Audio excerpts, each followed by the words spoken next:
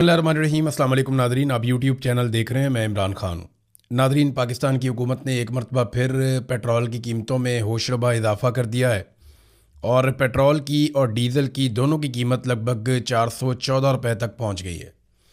देखें, छोटा मोटा इजाफ़ा हो तो कोई इसको बॉदर भी नहीं करता, लेकिन ये बहुत बड़े पैमाने पर कर रहे हैं।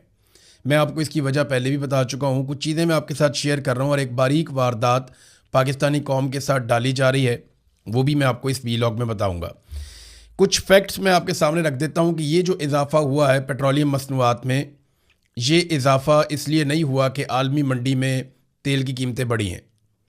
यानी ये जो हालिया इजाफ़ा है इसका ताल्लुक आलमी मंडी में तेल की कीमतों से बढ़ने से नहीं है, बल्कि आलमी मंडी में तेल की कीमतें गुज़िश्ता दिनों कम हुई, यानी लगातार कम हुई हैं। इसके बावजूद पाकिस्तान में कीमतें क्यों बढ़ रही हैं?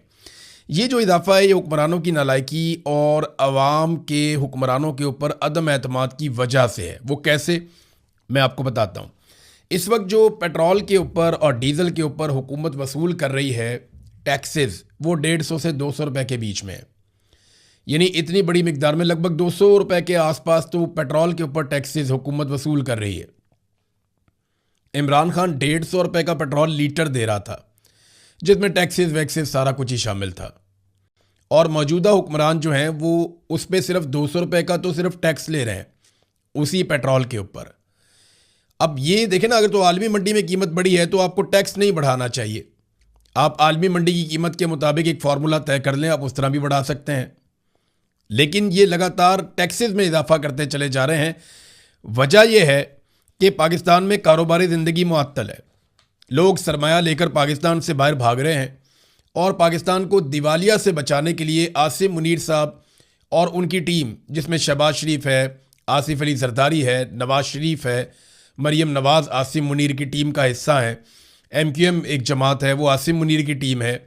इसी तरह आसिम मुनीर साहब की टीम में ANP भी है और फजल रहमान साहब भी हैं। ये सारे आसिम मुनीर साहब की टीम का हिस्सा हैं। तो ये आसिम मुनीर साहब के पास पाकिस्तान को दिवालिया से बचाने का अब दो ही रास्ते हैं उनके पास। नंबर एक, वो भारी कर्जे लें, जो अभी फिर उन्होंने IMF से एक किस्त ली है। मुझे हैरत होती है कि माजी में IMF के ताने देने वाले लोग आज IMF की किस्त मिलती है तो उसके ऊपर भंगड़े डालते हैं और वो ये कहते हैं कि पाकिस्तान को बहुत बड़ी माशी कामयाबी मिल गई। देखिए, कर्जा मिलने से आपको वक्ती तौर पे ऑक्सीजन तो मिलती है, आपका ये फ़ायदा तो होता है, लेकिन कभी भी कर्जा आपकी मईशत को खड़ा नहीं कर सकता। वो आपको एक ऐसी सपोर्ट दे सकता है जिसके बाद आप अच्छे इक़दाम करें और माशी सरगर्मियाँ बेहतर करें तो आप वो कर्ज़ा भी वापस कर सकते हैं, मईशत भी खड़ी कर सकते हैं। लेकिन पाकिस्तान में जो कर्ज़ा लिया जा रहा है वो मईशत को खड़ा करने के लिए नहीं लिया जा रहा। पाकिस्तान में जो कर्ज़ा लिया जा रहा है वो पाकिस्तान को दिवालिया से बचाने के लिए लिया जा रहा है। तो दो रास्ते हैं आसिम मुनीर साहब और उनकी टीम के पास। नंबर एक कि वो कर्ज़े लें भारी, और वो ले रहे हैं। दूसरा रास्ता ये है कि अवाम पर बोझ बढ़ाया जाए, यानी किन चीज़ों में, पेट्रोल में, बिजली में, गैस में, टैक्सेस के अंदर जो तनख्वाहदार तबके के ऊपर टैक्सेस लगते हैं वहाँ पे अवाम पे बोझ बढ़ाया जाए। ये बड़ा आसान होता है गरीब आदमी से टैक्स लेना, अमीर आदमी से टैक्स लेना बहुत मुश्किल होता है। वैसे भी जो टैक्स का निज़ाम बनाते हैं वो अमीर लोग होते हैं, तो वो अपने ऊपर तो टैक्स नहीं लगाएंगे ना, वो तो गरीब के ऊपर टैक्स लगाएंगे, कमज़ोर के ऊपर टैक्स लगाएंगे। अपने और अपनी बरादरी के ऊपर तो कोई टैक्स नहीं लगाता, कोई टैक्स देना भी नहीं चाहता। और देखें, ये दो चीज़ें उन्हें क्यों करनी पड़ती हैं। नंबर एक तो ये टैक्सेस लगाते हैं, कीमतें बढ़ाते हैं, अवाम पे बोझ डालते हैं। नंबर दो, ये भारी कर्जे लेते हैं। इसके अलावा तो कोई हल है नहीं आसिम मुनीर साहब के पास। तो क्योंकि उसकी वजूहात है ना, वजह एक तो ये है कि ये सरमायाकारी पाकिस्तान में लाने में मुकम्मल तौर पर नाकाम रहे। उल्टा ये हुआ कि पाकिस्तान से लोग सरमाया लेकर बाहर भाग रहे हैं। ये पाकिस्तान की एक्सपोर्ट्स को बढ़ाने में मुकम्मल तौर पे नाकाम रहे। कॉस्ट ऑफ प्रोडक्शन इतनी ज़्यादा बढ़ गई है इनके IPPs की वजह से कि अब पाकिस्तान उस चुंगल से निकल नहीं पा रहा। और आप एक्सपोर्ट्स कैसे बढ़ाएंगे, आपके यहाँ पे प्रोडक्शन ही कम हो गई है। जो पाकिस्तान के अंदर कौमी पैदावार है उसमें लगातार कमी होती चली जा रही है। सियाहत एक ज़रिया होता है ज़र मुबादला पाकिस्तान में लाने का, लेकिन सियाहत तो बिल्कुल पाकिस्तान में ज़ीरो है। आपको कहीं पे कोई गैर मुल्की सयाह तो नज़र ही नहीं आता। पहले भी कुछ ज़्यादा नहीं थे, लेकिन थोड़े बहुत आते थे, अब तो वो भी नहीं है। मुल्क में मुआशी सरगर्मियाँ तेज़ करने से कुछ बेहतरी आ सकती थी, लेकिन आप देखें चाहे वो रियल स्टेट हो, यानी जो आपका प्रॉपर्टी का कारोबार है, वो भी डाउन है। कोई बंदा प्लॉट ख़रीदने के लिए तैयार नहीं है, लोग बेच रहे हैं। कोई बंदा फाइल ख़रीदने की तैयार नहीं है, लोग बेच रहे हैं। जितनी भी प्रॉपर्टी है पाकिस्तान में सबकी कीमतें नीचे चली गई कि कोई खरीद ले, लेकिन कोई खरीदेगा तो हुकूमत को टैक्स जाएगा ना। तो हर शोबे के अंदर इसी तरह से जो माशी तरक्की का एक पहिया है वो रुका हुआ है। माशी सरगर्मियाँ पाकिस्तान में लगभग मुअत्तल हो गई हैं। तो इन चीज़ों में मुकम्मल तौर पे आसिम मुनीर साहब और उनकी टीम नाकाम रही। अब उसकी वजह से इन्हें करना क्या पड़ता है, कभी पेट्रोल पे टैक्स, कभी डीजल पे टैक्स, कभी बिजली पे इजाफी टैक्स, कभी इजाफी बिल। अब लोगों को 100 यूनिट का, बेचारों का, कई लोगों का इससे भी कम वो बिल होता है। इतने भी यूनिट उन्होंने नहीं चलाए हुए होते और उनको ऐसे बिल आ जाते हैं जो माजी में अच्छे खासे लोगों को आते थे। तो 300 यूनिट बिजली इन्होंने मुफ्त देनी थी। इन्होंने 300 यूनिट तक की जितनी सब्सिडी थी वो सारी ख़त्म कर दी और बिजली की कीमत 4 से 5 गुना बढ़ा दी। लगभग पाकिस्तानियों को जो इस वक्त एवरेज एक यूनिट पड़ता है वो 60 रुपए से ज़्यादा का पड़ता है। यानी कहाँ पे एक एवरेज यूनिट माजी में जो गरीब पाकिस्तानी थे उनके लिए 14 रुपये 15 रुपये हुआ करता था, 16 रुपये हुआ करता था। आज वो यूनिट जो है वो 60 रुपये से ऊपर हो गया, क्योंकि आसिम मुनीर साहब के पास और उनकी टीम के पास पाकिस्तान को चलाने के लिए कोई फार्मूला, कोई मुआशी हिकमत अमली नहीं है। ये एक तरफ जश्न मना रहे थे और एक तरफ पेट्रोलियम मसनूआत की कीमतों में इजाफा कर रहे थे। ये कौम के जख्मों पे नमक भी छिड़कते हैं ना, बड़ा इंजॉय करते हैं ये, क्योंकि कौम ने इनको वोट नहीं डाले, कौम ने इनको शिकस्त दी थी। आसिम मुनीर साहब को और उनकी सारी टीम को कौम ने शिकस्त दी थी। फिर ये ज़बरदस्ती ताकत के बलबूते पे बंदूक दिखा के पाकिस्तानियों को ये इक़्तिदार में आकर बैठ गए। लेकिन कब तक? जिस दिन सारे इकट्ठे होकर निकले पाकिस्तानी और एक मुट्ठी बन गए, उस दिन फारग हो जाएंगे सारे। ये जश्न मना कर लोगों से लिबर्टी चौक में पूछ रहे थे कि पाकिस्तानियों मज़ा आ रहा है, पाकिस्तानियों मज़ा आ रहा है। और साथ इन्होंने पेट्रोलियम मसनूआत की कीमतें 414 रुपये तक पहुँचा दी, जो इमरान खान साहब के दौर में 150 रुपये की थी। जब इमरान खान साहब के 150 रुपये के पेट्रोल को ये बहुत महंगा कहते थे, वही लोग, मैं हैरान होता हूँ, आजकल 414 रुपये के पेट्रोल को महंगा नहीं करते। इन्होंने आतिशबाजियाँ की अपनी अय्याशियों के लिए, अपने जहाज़ों के लिए, अपनी नई गाड़ियों के लिए, अपनी चीज़ों के लिए। इन्होंने मुल्क में तबाही फेरी हुई है। ये खबर देखें ना आप, मेंबरान पार्लियामेंट की नई रिहाइशगाहें तामीर की जा रही हैं। 104 फैमिली सूट्स तकमील के लिए 30 जून तक की डेडलाइन दे दी गई है। वहाँ पे 500 एयर कंडीशनर लगाए जा रहे हैं और लॉबीज़ के अंदर VRF सिस्टम लगाया जा रहा है।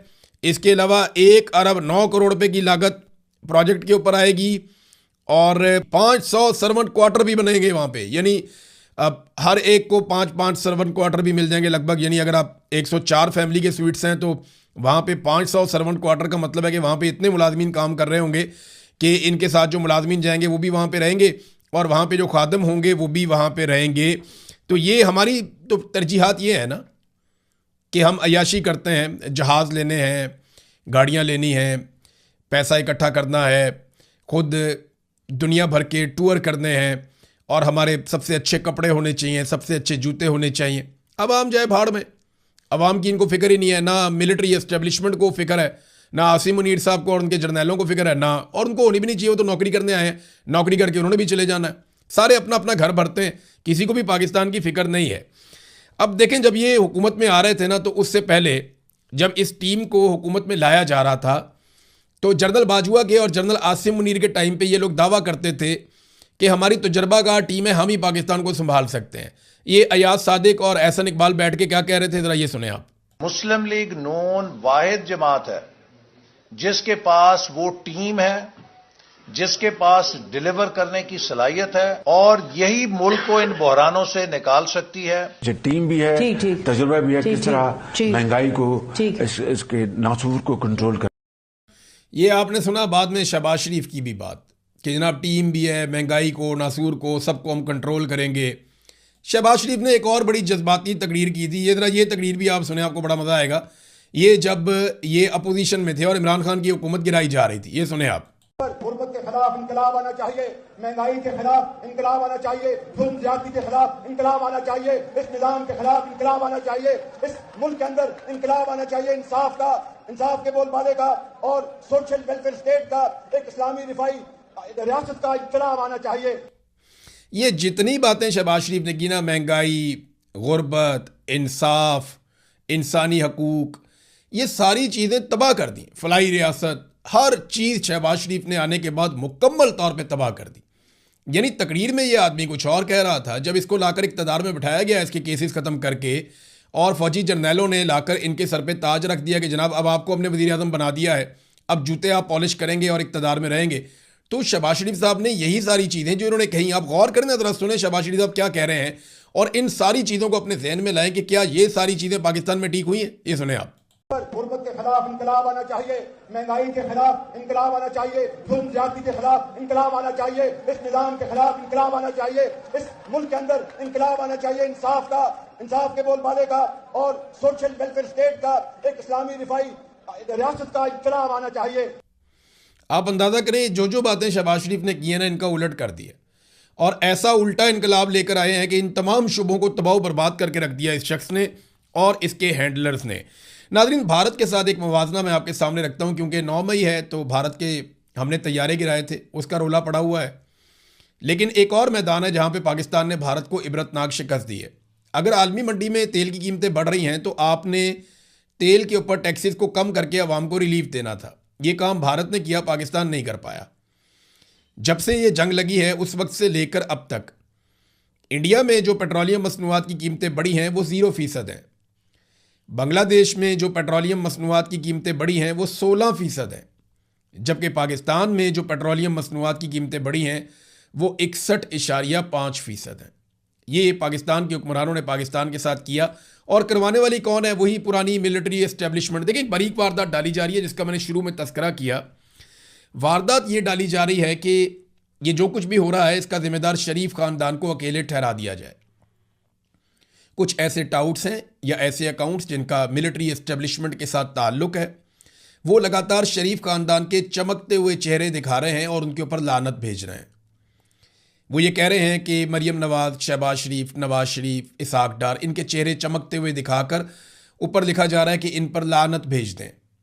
और पाकिस्तान में बहुत सारे लोग ये कह रहे हैं, लोगों को गुस्सा भी है इनके ऊपर बहुत ज़्यादा कि इनको ये लानत के मुस्तहिक है। लोग ये कहते हैं कि इनके ऊपर लानत भेजी जा रही है कि ये महंगाई के लिए जिम्मेदार हैं, पेट्रोलियम मसनूआत की कीमतें इन्होंने। ये तो कठपुतलियाँ हैं बेचारे।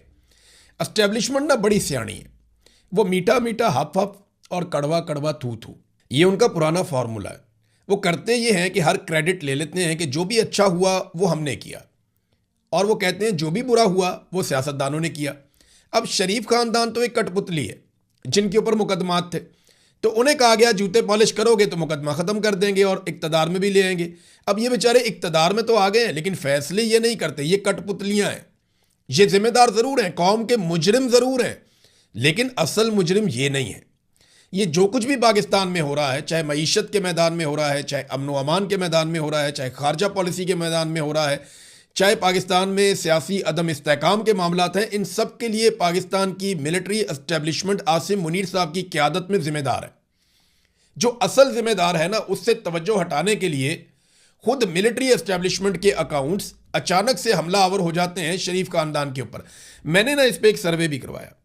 असल जिम्मेदार देखें, मैं आपको फिर कह रहा हूं कि आसिम मुनीर साहब हैं। ये लोग तो इलेक्शन हार गए थे, अवाम ने इनको रद्द कर दिया था, अवाम ने इनको फारिग कर दिया था कि ये इलेक्शन नहीं जीते, हमारी तरफ से ये फारिग हैं।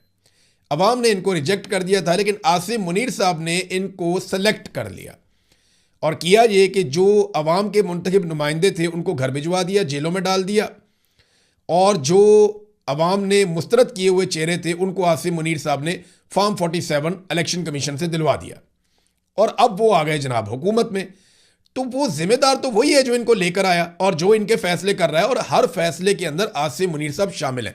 अब एक खबर आई है कि नवाज शरीफ ने शहबाज शरीफ से मुलाकात की है, और अगर पेट्रोल बढ़े और ये मुलाकात हो तो समझे कौम को छोटा मोटा रिलीफ देकर ये दोनों भाई एक मरतबा फिर बेवकूफ़ बनाने की कोशिश करेंगे। ये हमेशा से ऐसा करते चले आए हैं, हो सकता है इस मरतबा भी ऐसा करें, लेकिन ओवरऑल इन्होंने कौम को बहुत चूना लगाया। दोनों भाइयों ने पाकिस्तान की मिलिट्री एस्टेब्लिशमेंट के साथ मिलकर पाकिस्तान को बहुत चूना लगाया है। एक तरफ मार्का हक का ये जश्न मना रहे थे, रात को आतिशबाजियां कर रहे थे, और साथ में कौम के सीने पर बूंद डाल रहे थे पेट्रोलियम मसनूआत की कीमतें बढ़ाकर। नादरीन, आज 9 मई है। 9 मई के हवाले से ना मैं एक चीज़ आपको बताता हूं कि देखें, 9 मई के दिन पाकिस्तान की फ़ौज ने 2 लड़ाइयाँ लड़ी हैं, मिलिट्री ने 2 लड़ाइयाँ लड़ी। एक 9 मई 2023 को लड़ी है और एक 9 मई 2025 को लड़ी है। जो 2023 में 9 मई को पाकिस्तान की मिलिट्री एस्टेब्लिशमेंट ने पाकिस्तान की अवाम के साथ लड़ाई लड़ना शुरू की, वो अभी तक जारी है। वहाँ पे वो जीत नहीं पा रहे। सिर्फ जुल्म कर पा रहे हैं, मार पा रहे हैं, जीत नहीं पा रहे हैं। जबकि एक लड़ाई इंडिया के साथ लड़ी और उसमें फैसला वहीं पे हो गया, उनके तैयारे गिर गए इंडिया के। हमारा भी काफ़ी नुकसान हुआ, लेकिन हमारे तैयारे नहीं गिरे, इंडिया के तैयारे गिर गए। उनकी बड़ी शर्मिंदगी हो गई, ऐसी तैसी फिर गई उनकी। अब मामला यह है कि 9 मई 2025 को कौम अपनी फौज के साथ खड़ी थी और 9 मई 2023 को कौम अपने लीडर के साथ खड़ी थी। फौज को और फौजी एस्टेब्लिशमेंट को यह बात समझनी पड़ेगी कि दुश्मन से लड़ोगे तो साथ देंगे, हमसे लड़ोगे तो मात देंगे। और कौम ने 8 फरवरी 2024 को पाकिस्तान की मिलिट्री एस्टेब्लिशमेंट इन जर्नैलों को आसिम मुनीर साहब की सरबराही में शिकस्त दी थी। इनके माथे पर लिखा था लूजर। कौम ने इनको हरा दिया था 8 फरवरी 2024 को, लेकिन वो बंदूक के बलबूते के ऊपर उन्होंने अपनी हुकूमत बना ली। अब ये हुकूमत कब तक चलेगी इसके बारे में कुछ कहा नहीं जा सकता, लेकिन ये हमेशा नहीं चलेगी। ये सिलसिला एक दिन बदलना है और हम सब बदलते हुए देखेंगे, इंशाल्लाह हम विटनेस करेंगे। नाजरीन, एक और चीज़ है, इंटरनेशनल खबरें क्योंकि मैं साथ साथ आपको देता रहता हूँ, तो डोनाल्ड ट्रंप ने जो प्रोजेक्ट फ्रीडम उसको रोका था और बाद में ये बहाना बनाया था कि पाकिस्तान ने कहा तो मैंने रोक दिया, तो उसकी डेवलपमेंट तो कोई ना हुई ना होनी थी। अब ये कहा जा रहा है कि ईरानी तजावीज़ के ऊपर डोनाल्ड ट्रंप ने दोबारा फैसला करना है कि उसे कबूल है या नहीं कबूल, क्योंकि ईरान ने दोबारा से अमरीकी तजावीज़ का जवाब भिजवाया, पाकिस्तान के ज़रिए भिजवाया। तो ट्रंप ने एक धमकी और लगाई। ट्रंप ने कहा जी कि अगर ये मामला यहाँ पर